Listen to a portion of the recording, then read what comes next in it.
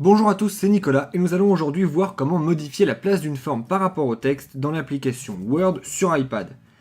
Alors pour ça, lorsque vous avez une forme, il faut déjà cliquer dessus, enfin plutôt taper dessus pour pouvoir la sélectionner.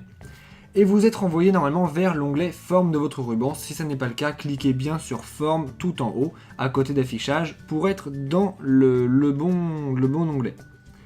Puis après ça, cliquez sur Renvoyer la ligne automatiquement, ou en tout cas la partie que vous avez ici. Et vous voyez que vous allez avoir différentes options ici de place de votre objet par rapport au texte. Vous avez des bords alignés avec le texte, ce qui veut dire que une ligne va être à côté de votre forme.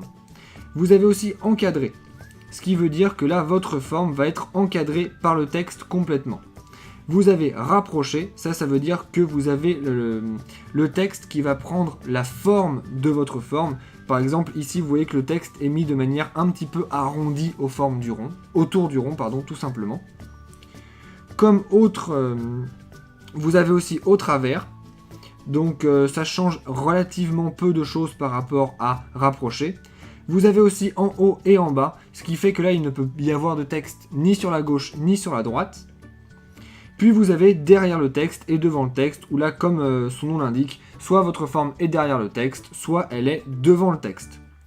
Vous savez donc maintenant comment modifier la place d'une forme par rapport au texte dans l'application Word sur iOS. Si vous voulez aller plus loin avec Word sur iPad, eh bien rendez-vous dans la description de cette vidéo où vous trouverez des liens vers plein d'autres tutoriels.